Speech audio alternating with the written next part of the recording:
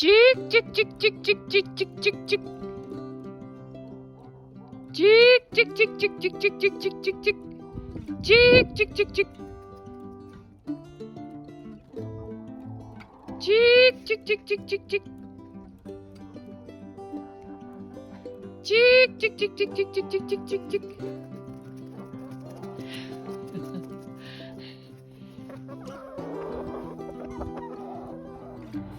Hi, my name is Lori. Welcome to my new channel.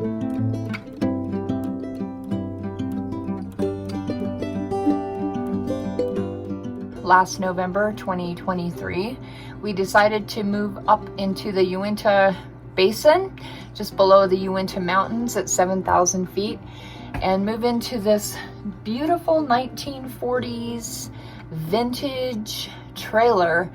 It's 40 feet long and 8 feet wide. We've added a new room to it, and we live up in the pines in a beautiful place that my parents bought 40 years ago. They've since passed, and it's been a family recreational property ever since my parents bought it. I bought some property across the street when I was 19 years old, and it was such a steal back then. So eventually we're going to build over there. For now, we're living over here, and we started a homestead. We came up here with some quail that we hatched. Now we have quail, and we have chickens, and we have rabbits, and we are getting ready to pick up some goats next week. We're going to get 2 Saanen milk goats and start milking them. They are both lactating. We're super excited about that. The content on here is about homesteading life, and it's really a challenge to you just to do it. If you're thinking about homesteading, the only way that you can cross that line is to do it. Just figure it out and start homesteading. We have to haul our own water up here. We do have limited electricity. We really have to watch how much electricity we're using at any given time. Last winter, we survived the whole winter just on running electric heaters, which wasn't the most efficient way to heat, but it was really our only option because we moved up here when it was already cold, and we built an extra room that we're still finishing up. And we just started acquiring animals and trying to survive the winter, and we did it. So we're getting ready now to plant a garden, and once it warms up enough, we've got some great starts going of tomatoes and cucumbers and peppers and a variety of lettuce, a variety of different vegetables. We're going to do raised gardens. But today I just want to keep it simple, and I want to talk to you about making your own bread. I started baking my own bread several years ago, just more as a hobby, not really, on a regular basis. But I learned to bake bread, but I always wanted to bake sourdough, and it was always a little bit intimidating to me. But I went to a church meeting a few months ago, and my friend Michelle was giving a talk on prayer, and she used the preparing of sourdough starter and the baking of sourdough bread as an example of prayer. It was really impactful. It helped me not only remember the points that she was making, but I also learned how to make sourdough, and I learned that it's not that intimidating. So I started going online and researching recipes after she gave me some of her wonderful starter, and I found one from Healthy Elizabeth that I really like. It's so simple, and sometimes we overcomplicate things, and you don't have to, even when it comes to sourdough. I'll leave a link in the description to her channel and that particular sourdough recipe, but I'm also just going to walk you through some of the later steps in making sourdough. I started making the dough a few days ago, and then I got busy. We have a small cleaning business. We have to go to Salt Lake a couple of days a week. And so I just got busy with that, and I just put the dough in the fridge and let it continue slowly fermenting. But anyway, so I'm just going to take you through a little bit of the tail end of the process of baking and making your sourdough. I have gone through the first couple of steps in getting my sourdough ready to go in the oven. I'm going to take this out, I'm going to knead it, separate it, and I'm going to make 2 sourdough bowls. These are my bread bowls that they're going to go into, but I'll just share with you the process, include the link, and you really should give sourdough bread making a try. It's time to opt out of the system, right? Bread is so expensive right now, and this loaf, these 2 loaves will probably cost me a couple of bucks to make, and wow, it is so delicious. So let's get started. Welcome to my handy dandy, very small kitchen. The great thing about having a small kitchen is you don't have to walk very far to get what you need. You can just sort of pivot around to prepare your meals, and so that's what I really like. It also doesn't take that long to clean, and you have to clean it often so you can have the space. I already showed you my sourdough right after I took it out of the fridge. I tried kneading it, and I think I learned that you should wait until it gets to room temperature before you start kneading it if you are fermenting it in the fridge. This is the first time I did that. We had to go to Salt Lake and do some work, and so I had to put off my sourdough baking for a couple of days, but I'm ready now. I think the dough is almost to room temperature, so I can start kneading it. But I did prepare these beautiful bread bowls from my late mother-in-law. Owned these, and I have 3 of them, and they're just gorgeous and old. I put some tea towels in the bowls, and I sprinkled flour into the bottom. This is where my bowls are going to go to rise for the last couple of hours before I put them in the oven. And I do my baking. We have another trailer up here that was my brother's, who also passed away. It's an old 1970s mobile home, and we are fixing that up. It's kind of a mess right now. So normally I make my bread over there, but I was doing a lot of cleaning and kind of doing some remodeling over there. So I'm going to prepare the bread here. Then I'm going to go clean it up so I can stick it in the oven. We do have a nice old oven range in here, but it is not hooked up to the propane yet, so I won't be using that today. It's great to have a couple of bowls once you're to the point of your dough being ready to go into the oven almost. Have some nice bowls. They don't have to be nice bread bowls like this. They can just be regular bowls, but prepare some tea towels, put some flour in the bottom, and then start kneading your dough. Just set these aside and start kneading your dough. And we're going to do that next. I have my dough here in the bowl. It's almost to room temperature. I'm going to give it another try and see if I can't knead it and get it into the bread bowls. What I have here is I'm going to use this water, just have a cup of cold water off to the side, and flour to knead my sourdough. And first thing I'm going to do, I'm just going to wet my fingers a little bit, and I'm going to start pulling the dough away from the sides of the bowl. Yeah, it's almost to room temperature. Still a little bit chilled, but not bad. So I'm going to give it a try. Tried it earlier and it was cold and it just was sticky. I don't know if that's why, but we'll find out. I'm going to take my other hand and I'm just going to sprinkle some flour here on the counter. Okay. And I'm going to pull my dough out of here onto this sprinkled flour. Look how elastic that dough is. That's a good texture. This should be a pretty good sourdough. I'm just gonna set this aside here. And I'm just gonna start pulling on it a little bit.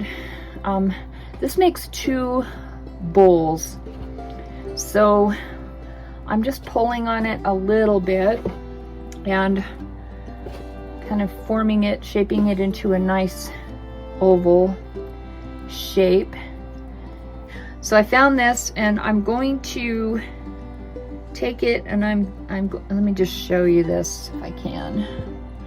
Okay, so that's my bread dough, and I'm just going to take this knife and I'm going to make a slice down the middle, and I'm going to cut it in half, because like I said, this makes 2 loaves or bowls. And I'm going to take one of the halves, and I'm just going to set it aside for now. I've got the bowl it was in over here, so I just put it there, and I'm just going to slowly start kneading. Let's see if I can get a better angle for you here.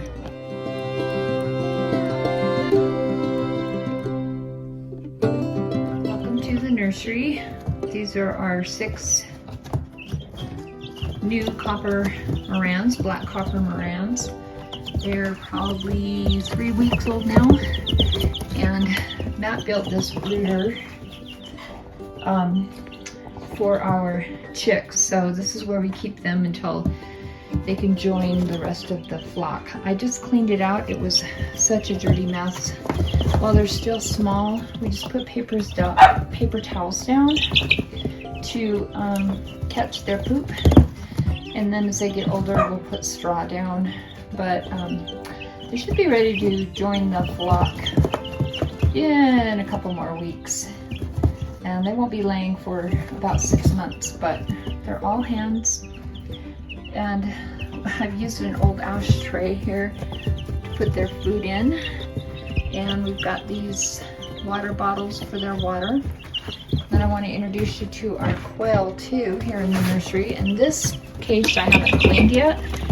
You can see it's a mess, but we have 17 chicks in here under a light still. They're going to be 3 weeks old. I think they're about there, and they're ready to be sexed. You can't sex them until they're about 3 weeks old, and it's still a challenge for me. They drink lots of water, and they eat a lot, but they're so cute. And we've got 32 eggs in the incubator that should be hatching tomorrow or the next day. So we continue to grow our covey. We have about 12 more outside in quail cages, and they're just a lot of fun. Huge learning curve. We've had some challenges with them, but this is our nursery, and these are our new chicks and quail. I just want to show you the results when I'm finished. This is the quail brooder.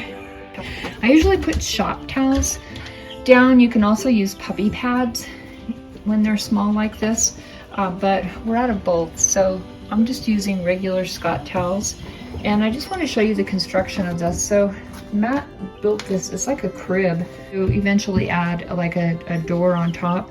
Right now we just put, believe it or not, oven racks to keep them from flying out, because they will fly out once they get their feathers, and these little rascals are getting their feathers and trying to fly out now. But what's great about this, you see he's got these little shelves here, so you can start them out up pretty high, and then you can move this down to a lower level.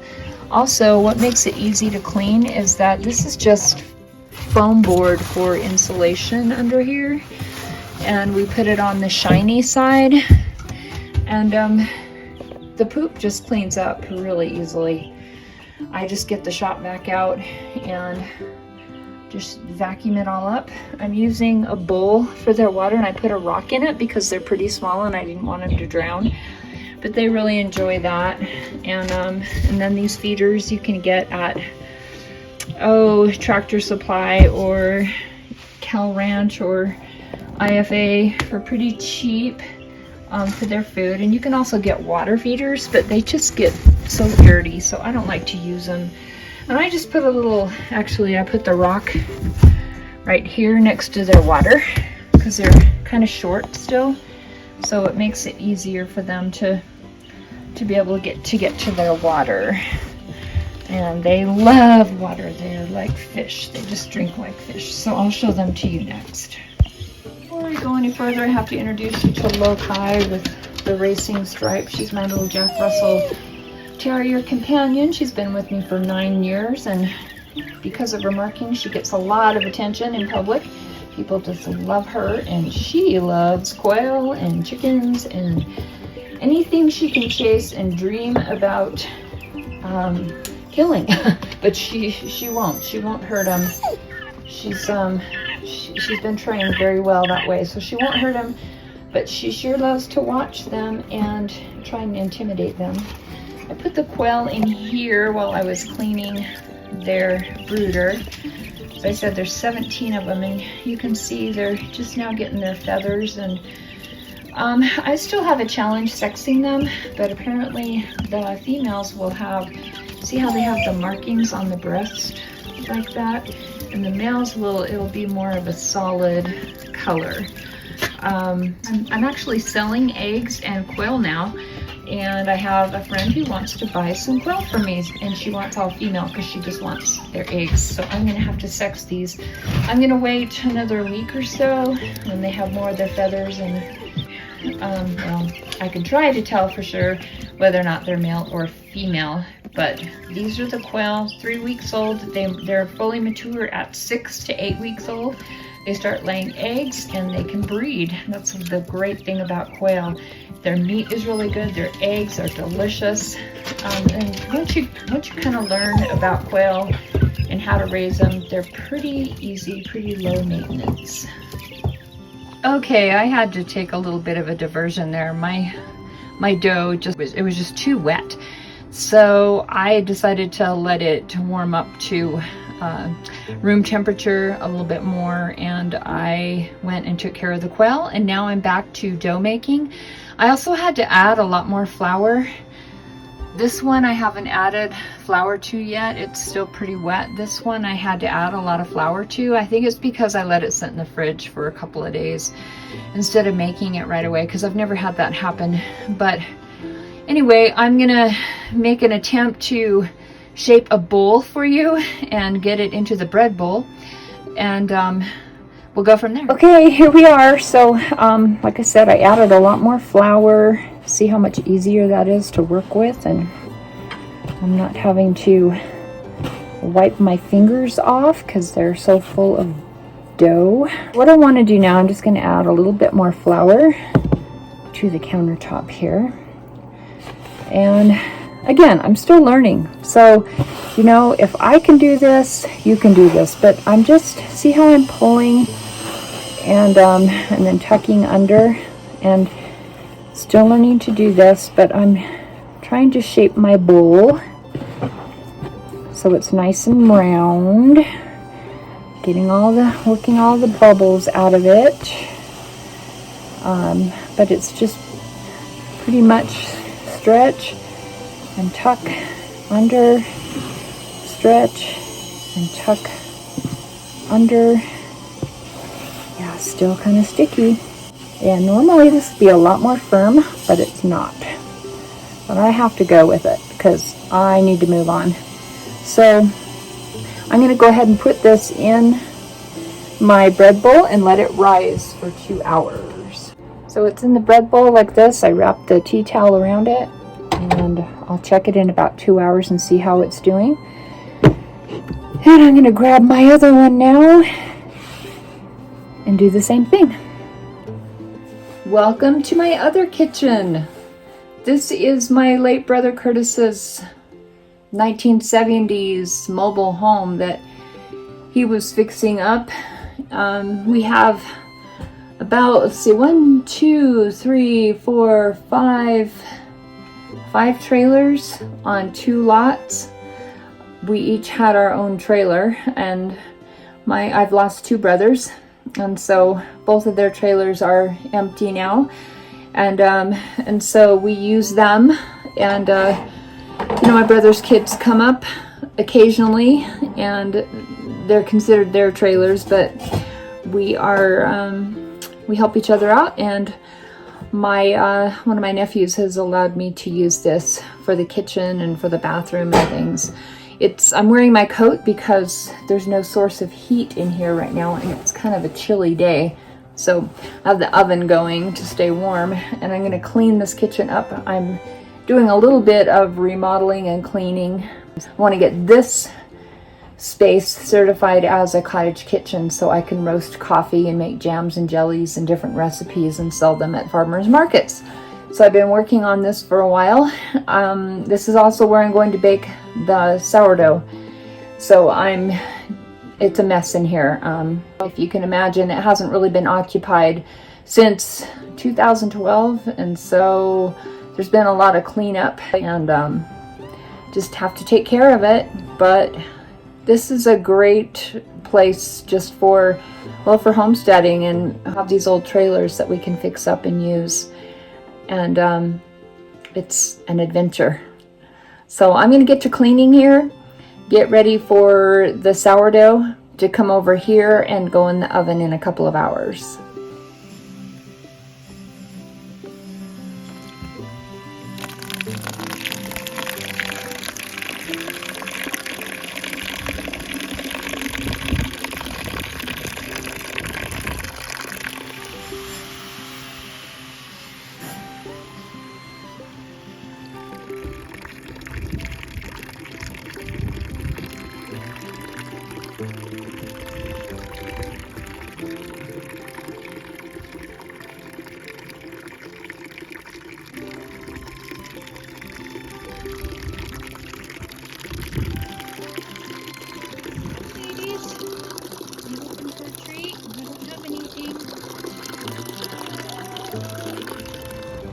Okay, I was able to get the dishes done and get this kitchen, this work in progress kitchen clean, and I'm ready to start baking my sourdough.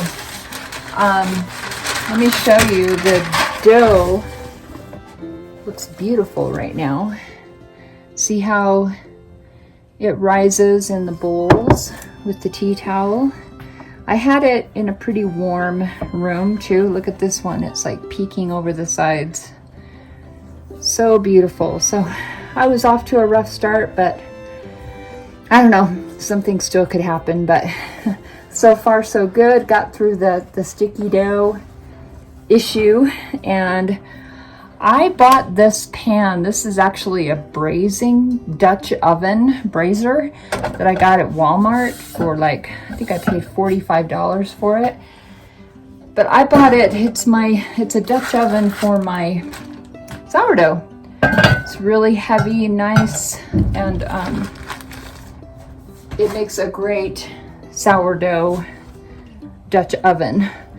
So what I do, and this is where I veer a little bit from Elizabeth's recipe. I have my oven preheating right now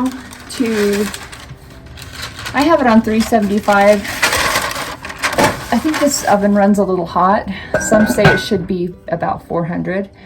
But I need to heat this first. So I'm going to put this in the oven and get it nice and hot, and then I'll show you what happens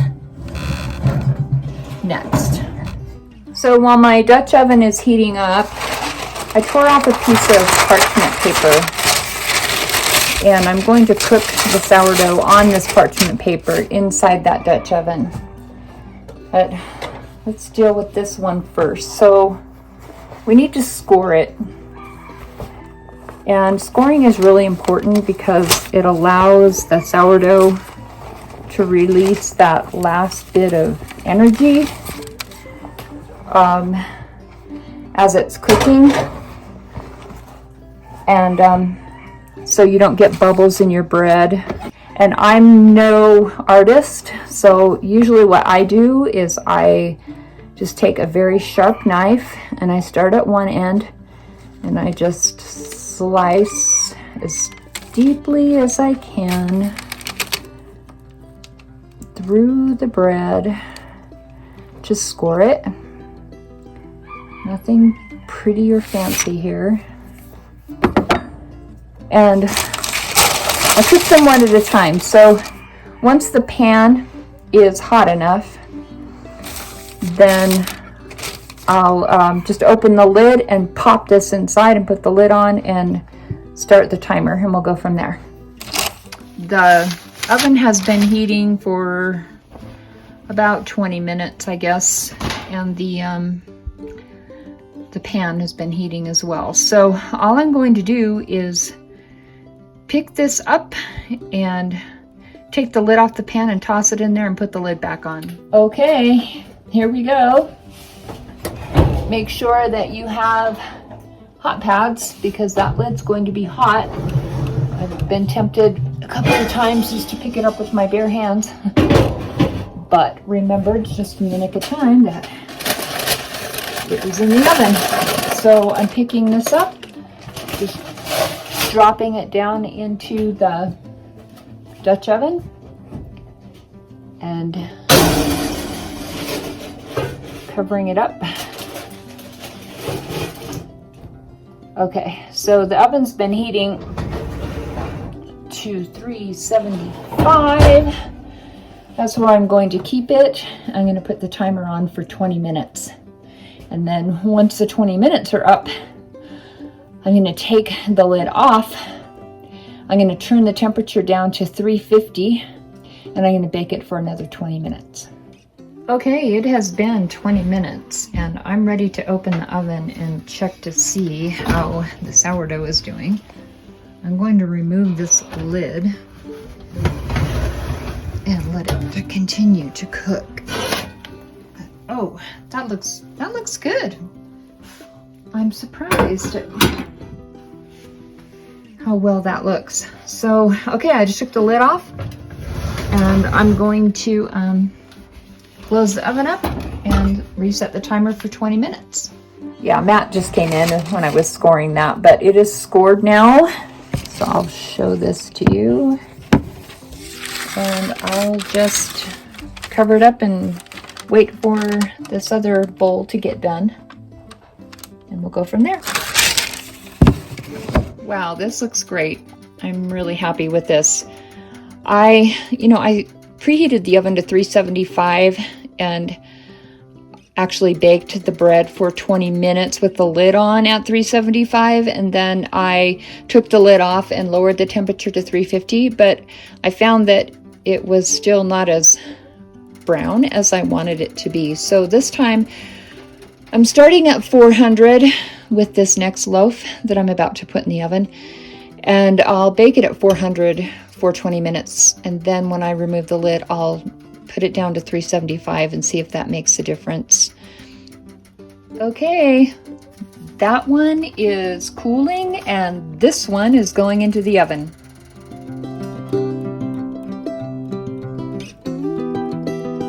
Okay, I just pulled the second bowl out of the oven. I think they both look pretty good. I would have liked to see them rise just a little bit more, but I'm pleased with them, and like how doing them in the Dutch oven, they take on the shape of the Dutch oven and give it that nice round appearance. And so I'm gonna let these cool for the next couple of hours and then we'll have a bite. Okay, I just finished deep frying these hot buffalo wings. The bread is ready, and I'm getting ready to cut into this first loaf. Let's see what it looks like inside. All right, I'm really excited to see how this turned out. You can tell the outside crust is really nice, hard crust. And I don't have the best bread knife over here, so I have to put a little bit of muscle into this. But cutting it and slicing it right down the middle here, so you can see the results. And this is the inside.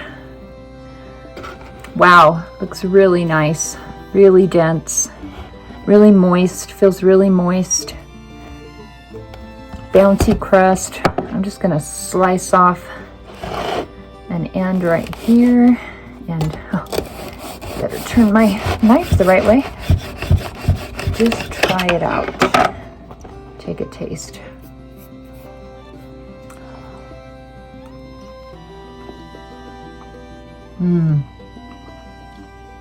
That's good sourdough. Thanks for watching, and I'll see you next time.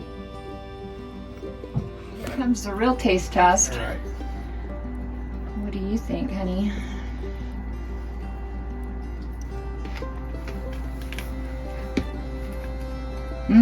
Good? All right. Better than you get in a restaurant. Great. Okay, see, anybody can make sourdough, right? You just have to dare to try.